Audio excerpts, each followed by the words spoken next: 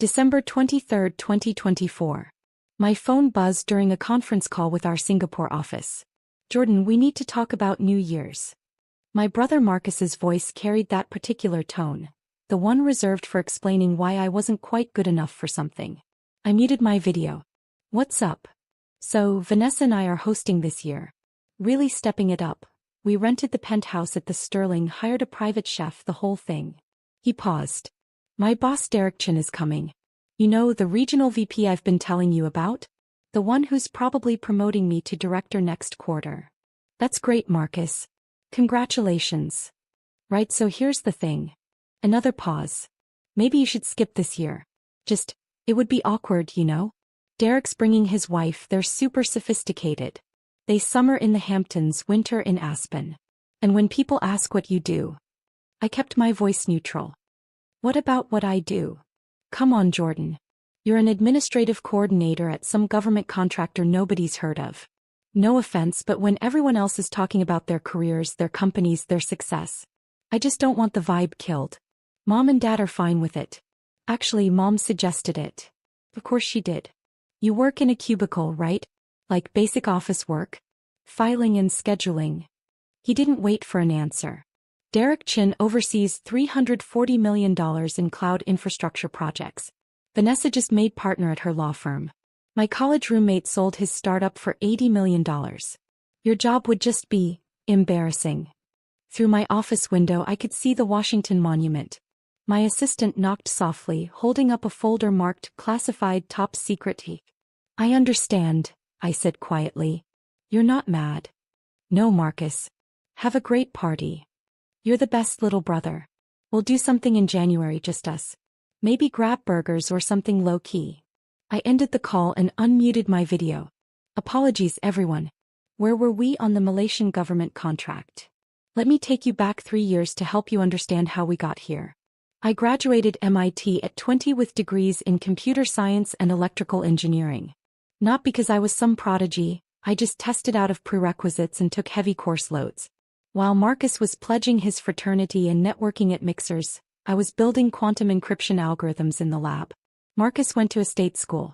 Good grades, better social life, excellent at managing impressions. After graduation he landed at CloudSync Solutions, worked his way up to senior solutions architect. Made decent money, probably $140,000 base, maybe $180,000 with bonuses. Bought a nice condo. Leased a BMW 5 Series. Mom loved reciting his achievements. Marcus just closed a deal with a Fortune 500 company. Marcus is being considered for director. Marcus takes such good care of Vanessa. They're looking at houses in Bethesda. When I graduated, Mom asked, "So what kind of job are you looking for? Something with good benefits? Maybe government work since you can't really handle corporate pressure." I'd already had 6 offers. Lockheed Martin wanted me for weapons systems. Northrop Grumman offered $180,000 starting for satellite communications. Google wanted me in quantum computing.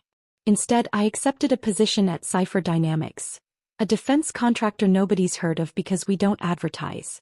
My title: Administrative Coordinator, Technical Services Division.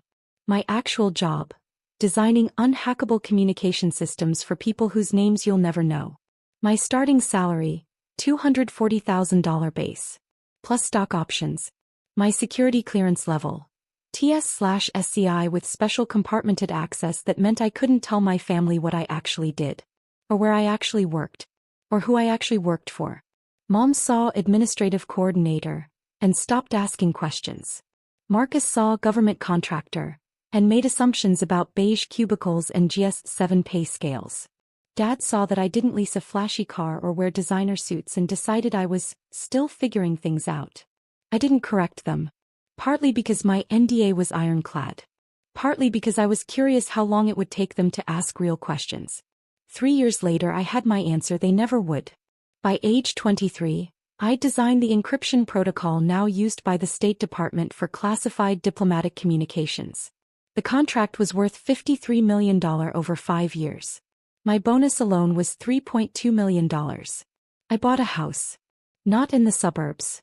A restored Victorian in Georgetown that I purchased through an LLC. Paid cash. Property records showed DK Holdings LLC as the owner. My family never knew. I drove a 7-year-old Honda Civic. Wore clothes from J.Crew and Uniqlo. Kept my head down. At family dinners, Marcus would talk about his latest deal, his upcoming promotion, his boss Derek who was grooming him for leadership. Mom would ask pointed questions. How much was that contract worth, Marcus? How many people will you supervise as director? Then she'd turn to me. And Jordan still doing, what was it? Administrative work. Coordination, I'd say. Yes. Well, everyone contributes in their own way. Dad would jump in. I heard government contractors have good health care. Probably great for someone who needs stability. Someone who needs stability. Translation. Someone who couldn't cut it in the real world. Last Thanksgiving, Marcus brought Derek Chin to dinner. Derek was exactly what you'd expect. Sharp suit, firm handshake, commanding presence. He'd spent 20 minutes discussing CloudSync's expansion strategy, their new partnership with Microsoft, the innovation pipeline. And you, Jordan? Derek had asked politely. What do you do? I work for a government contractor. Technical coordination. That particular that meant the conversation was over. Important work, I'm sure. Marcus had actually winked at Derek. A wink that said, yeah, my little brother's not quite at our level. I'd excused myself, went to the bathroom and checked my phone. Email from the Director of National Intelligence. Protocol approval confirmed. Deployment to all agencies by Q1. Exceptional work. I'd washed my hands and returned to hear Marcus explaining to Derek why some people are built for entrepreneurship and leadership, others are better suited for supporting roles. December 24th, Christmas Eve. The family gathered at my parents' house in Silver Spring. Marcus arrived in his leased BMW with Vanessa, both dressed like they were attending a yacht club dinner rather than a family holiday. Jordan. Mom hugged me. I'm so glad you understood about New Year's. Marcus explained. He did. It's just, Derek is very important to Marcus's career. And you know how these corporate types are. They judge you by association.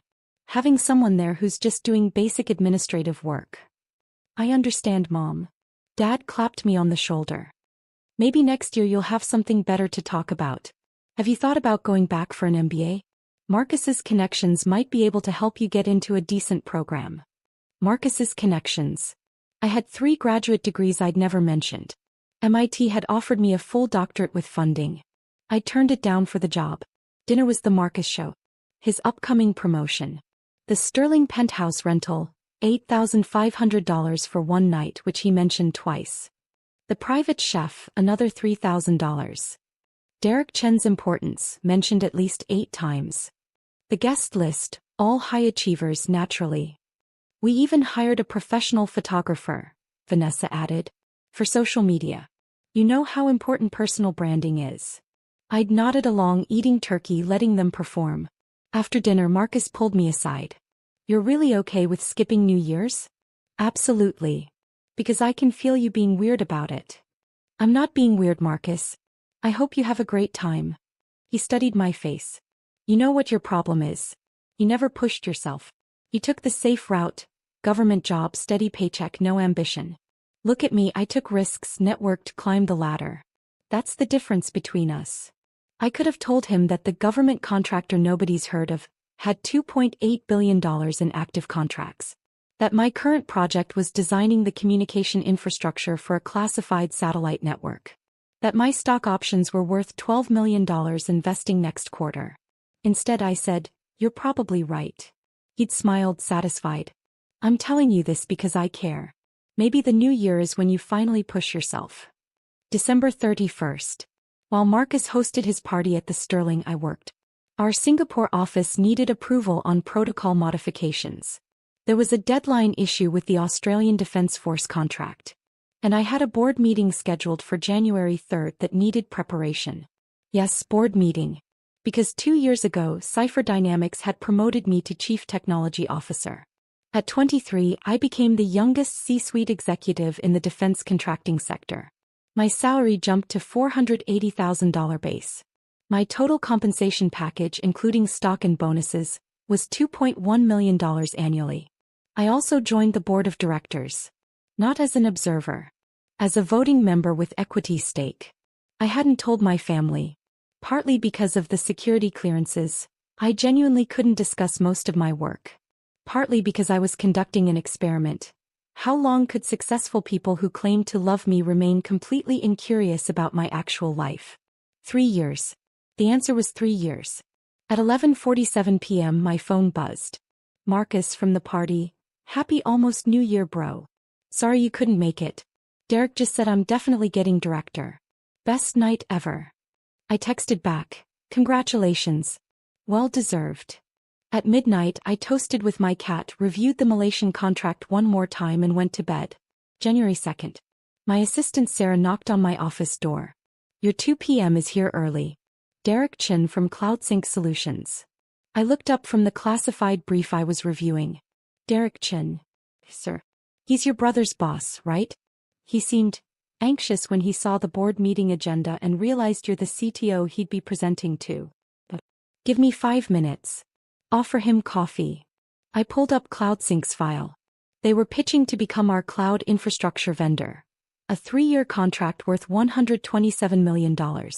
Derek Chin was leading the pitch. He'd scheduled this meeting 6 weeks ago, long before Marcus's New Year's party. I checked the materials Derek had submitted. Impressive presentation. Solid technical specs. Competitive pricing. But I'd also done my homework on CloudSync security protocols. There were gaps. Significant ones. Nothing that would matter for a regular commercial client, but for classified defense work? Unacceptable. I buzzed Sarah. Send him in. Derek Chin entered my office with the confidence of a man who'd closed deals with Fortune 500 companies. He wore a $3,000 suit, carried a leather portfolio, extended his hand with a practiced smile. Mr. Kim, thank you for... He stopped. His eyes went from my nameplate, Jordan Kim, Chief Technology Officer, to my face. The color drained from his skin. You're Marcus's brother. I am. I gestured to the chair. Please sit. I've reviewed your proposal. He didn't sit. He stood frozen, processing. The New Year's party, he said slowly. Marcus said his brother worked in. He said you were an administrative coordinator. I got promoted. To CTO. 2 years ago. Derek actually gripped the back of the chair for support. Marcus told me you worked in a cubicle. He said your job was embarrassing. He stopped himself. He said my job would kill the vibe at his party where you were the guest of honor? Derek's face went from pale to red. Mr. Kim, I didn't know. Marcus never mentioned that you were. Why would he? I'm just his little brother who took the safe route. No ambition, remember? I need to sit down. I let him. Poured water from the pitcher on my desk. Waited while he composed himself. Should we discuss your proposal? I asked.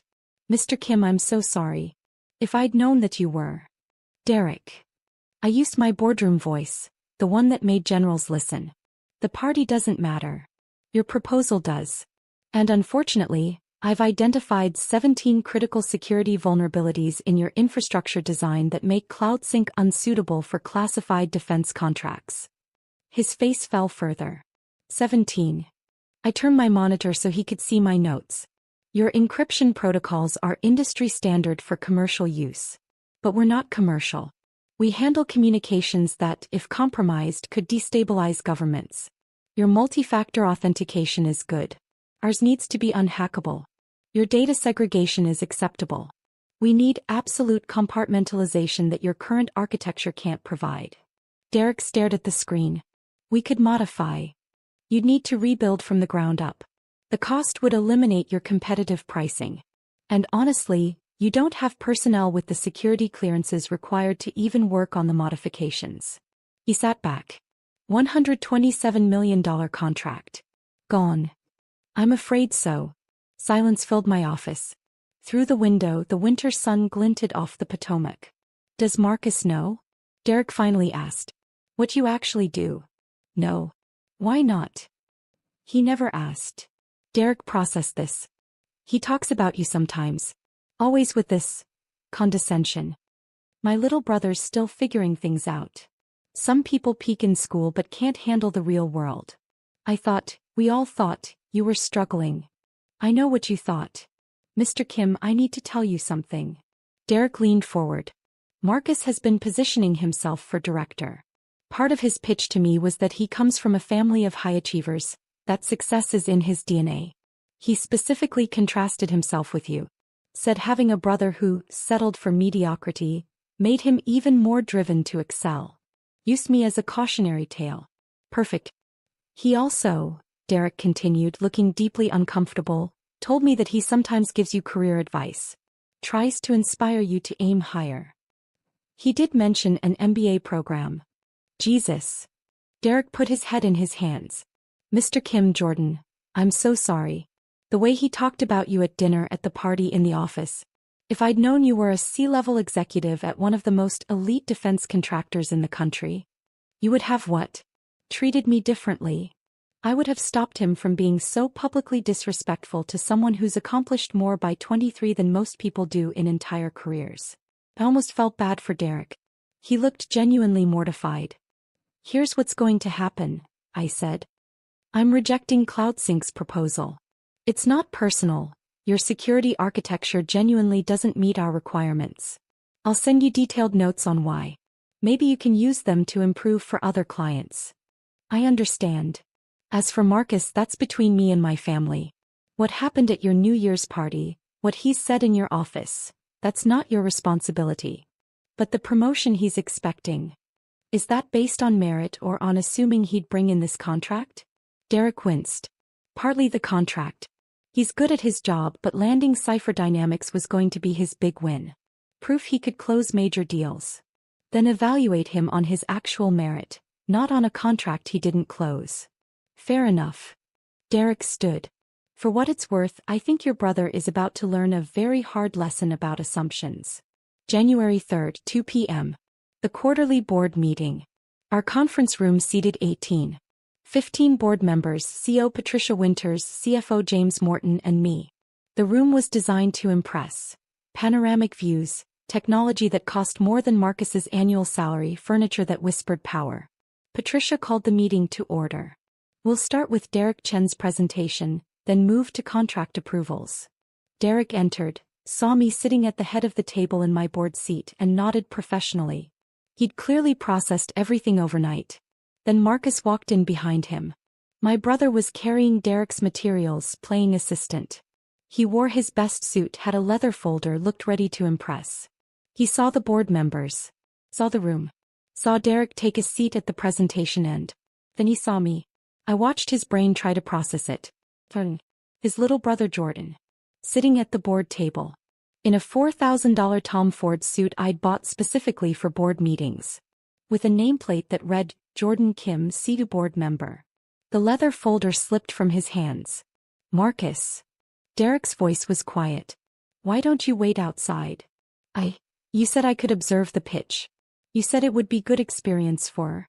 Plans changed. Please wait outside. Marcus didn't move. He was staring at me like I was a hologram that might disappear. Hi Marcus, I said calmly. You work here? I do. You're on the board? I am. Patricia intervened. Mr. Kim, is there a problem? No ma'am. Derek, should we proceed? Derek's presentation was professional despite the circumstances. He acknowledged that CloudSync's current infrastructure didn't meet our security requirements. He thanked us for considering them. He accepted the rejection with grace. Marcus stood against the wall the entire time, face cycling through colors like a malfunctioning traffic light. When Derek finished, Patricia said, "Thank you for your time. Jordan will send detailed technical notes." As they left, Derek put a hand on Marcus's shoulder, guiding him out. My brother looked back at me once, his expression unreadable. The meeting continued. We approved the Malaysian government contract, $340 million over 7 years. Discussed the Australian Defence Force expansion. Reviewed my proposal for a new quantum-resistant encryption protocol that would cost $89 million to develop but could be licensed to allies for potentially $2 billion in revenue. Patricia asked me to stay after. That was your brother? Yes, ma'am. The one who told Derek you were an administrative coordinator? Word traveled fast. He wasn't wrong. I was an administrative coordinator. I just progressed. She smiled slightly. Jordan, you're the youngest CTO in defense contracting. You hold patents on encryption systems used by 14 allied governments.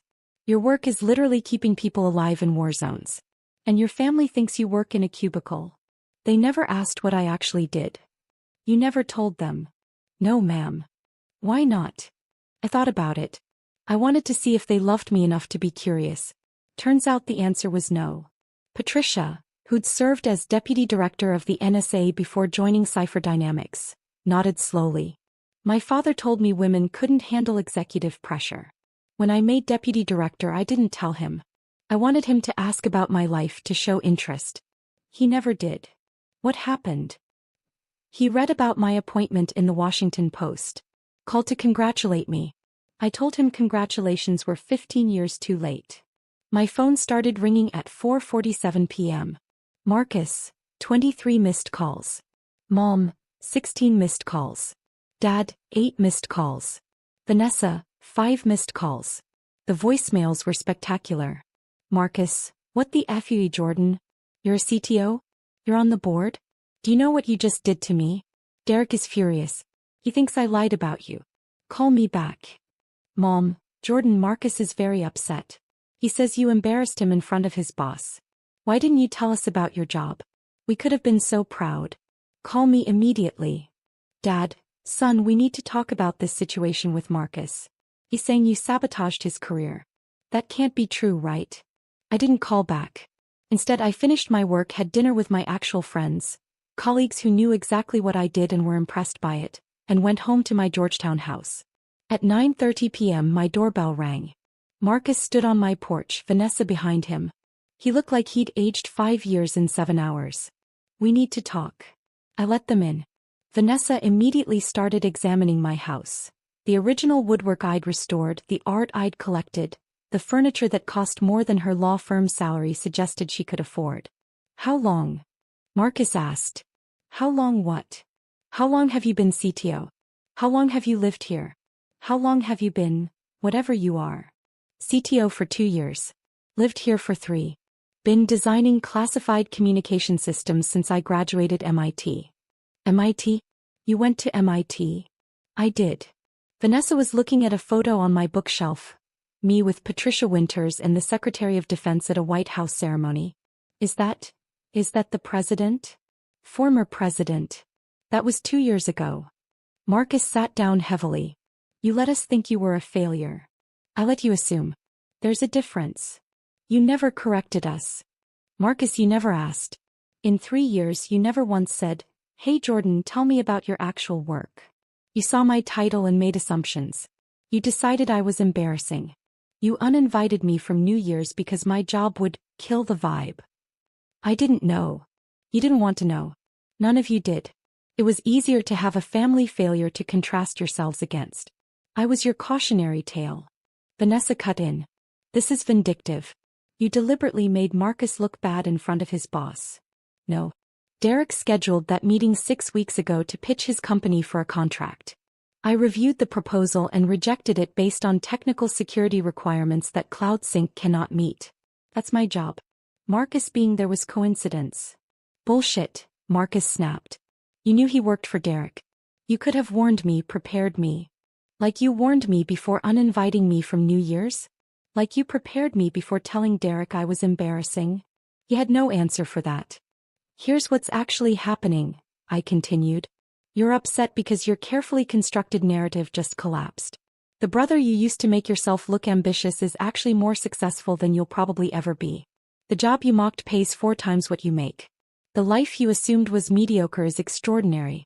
And you have to reconcile that with 3 years of condescension. Jordan. I wasn't hiding from you, Marcus. I was watching. Watching to see if anyone in this family loved me enough to ask real questions about my life. To show genuine interest. To treat me like someone worth knowing beyond your assumptions. That's not fair, Vanessa said. You deliberately deceived. I never lied once. Every single time someone asked what I did, I said, technical coordination for a government contractor. That's accurate. I just didn't elaborate because nobody asked me to. Marcus's phone buzzed. He glanced at it and went pale. Derek wants to see me tomorrow morning. First thing. Good luck with that. Jordan, please. Can you call him? Tell him this was a misunderstanding? Tell him I didn't know. Why would I do that? Because I'm your brother. Am I? Because brothers usually invite each other to New Year's. Brothers don't call each other embarrassing. Brothers ask about each other's lives. Vanessa stood. This is cruel. You're punishing him for a simple mistake. It wasn't a mistake. It was a pattern. A 3-year pattern of dismissal, condescension, and disinterest. And I'm not punishing anyone. I'm just done pretending it doesn't matter. They left. Marcus looked broken. Vanessa looked furious. I poured a bourbon, Pappy Van Winkle 23 $350 a bottle, and sat in my living room. My phone buzzed. I answered. Jordan Michael Kim, what is going on? Marcus just left here in tears. He said you've been lying to us for years. I haven't lied about anything, Mom. You let us think you were struggling. You let us worry. You never worried, Mom. You were embarrassed. There's a difference. How dare you? Mom, when's the last time you asked me about my day? My work? My life? Not made assumptions, actually asked. Silence. You can't remember because you never did. For 3 years, you've been content to believe I was your disappointing son. It made Marcus look better by comparison. It made you feel like at least one of your children lived up to your standards. That's not true. Then what do I do, Mom? Specifically, what is my job? You work for a government contractor. Administrative work. I'm the Chief Technology Officer of Cipher Dynamics. I design encryption systems for the U.S. government and 14 allied nations. I hold 6 patents. I have a TS/SCI security clearance. I make $2.1 million a year. I've briefed the Secretary of Defense personally. I own a $3.7 million house in Georgetown. And none of you knew because none of you cared enough to ask. I could hear her crying. Jordan, please. We didn't know. If you'd just told us. I wanted you to want to know. I wanted you to see me as someone worth knowing. But I was never going to be Marcus. The charming one, the networker, the golden child. So you wrote me off. What do you want from us? Nothing, Mom. I genuinely want nothing. I have colleagues who celebrate my achievements. Friends who ask about my work. A life you know nothing about because you never asked. I'm done auditioning for a family that already decided I wasn't worth the effort. January 4th. Derek fired Marcus. Not for the lost contract, for misrepresenting himself. For using his failure brother as a narrative tool in his self-promotion. For creating an environment where Derek had participated in mocking someone who turned out to be a C-level executive at a company Derek wanted to do business with. It showed catastrophic judgment, Derek told me when he called to apologize again. And it made me complicit in disrespecting you. I can't have someone with that kind of judgment representing Cloud Sync. I felt nothing. No satisfaction. No revenge. Just nothing. Mom called 6 times. Dad called twice. Marcus sent 43 texts ranging from apologetic to furious to desperate. I didn't respond. January 15th. I was offered a position as Chief Innovation Officer at Lockheed Martin. $3.8 million total compensation. Equity stake. A role that would make me one of the most influential people in aerospace defense. I accepted. My letter of resignation from Cipher Dynamics was gracious. Patricia understood. Your family, she asked. What family? March 2025. Mom and Dad showed up at my house. I almost didn't answer the door. But curiosity won. Jordan. Mom looked smaller than I remembered. We've been trying to reach you. I know. Can we come in? I let them in. Dad stayed quiet while Mom talked. We were wrong. About everything. We made assumptions, we didn't ask questions, we took you for granted. You're right. We were proud of Marcus and embarrassed by what we thought was your failure. We're sorry. Okay. Okay? That's it. What else do you want me to say, Mom? We want another chance. We want to be part of your life. We want to know you. I looked at them. These people who'd raised me but never really seen me. Here's the thing about being invisible, I said.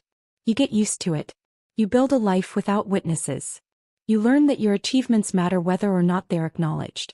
And eventually, you realize that needing validation from people who've proven they won't give it is a waste of time. So that's it. Dad finally spoke. You're just cutting us off? I'm not cutting you off. You're welcome to read about me in Defense News or Forbes. I'm sure my appointment at Lockheed will make the trades. But a relationship? That requires history, trust, mutual respect. We don't have that. We can build it, Mom insisted. Can we? Or do you just want access to my success now that you know about it? If I'd stayed, just an administrative coordinator, would you be here? Neither answered. That's what I thought. They left. Mom cried. Dad looked angry. I felt nothing. Forbes September 2026 issue, 30 under 30 in enterprise technology. My photo, standing in front of the Lockheed Martin facility where we just successfully tested quantum-resistant satellite communications. The article mentioned I'd pioneered encryption protocols now used by NATO, that I held 14 patents, that at 25 I was the youngest C-suite executive in aerospace defense history. It mentioned I was intensely private, rarely gave interviews, and had revolutionized classified communications with innovations that made previous systems look like children's toys.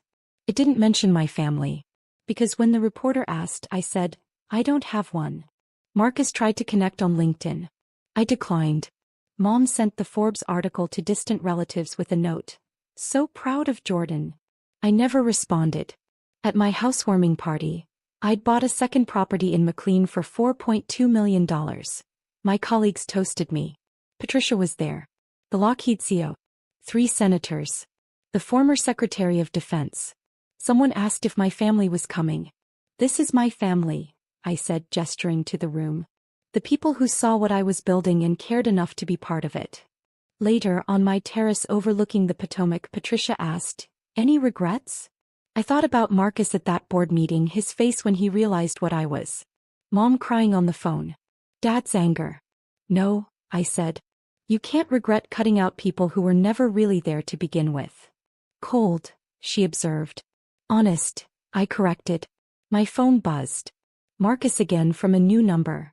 Mom's sick. Hospital. Thought you should know. I deleted the message. Patricia saw my face. Family. No, I said. Just ghosts. I raised my glass to the people who'd actually shown up. The ones who'd asked questions, celebrated achievements, seen me as someone worth knowing. The people who'd never needed me to prove I was worth their time. My real family.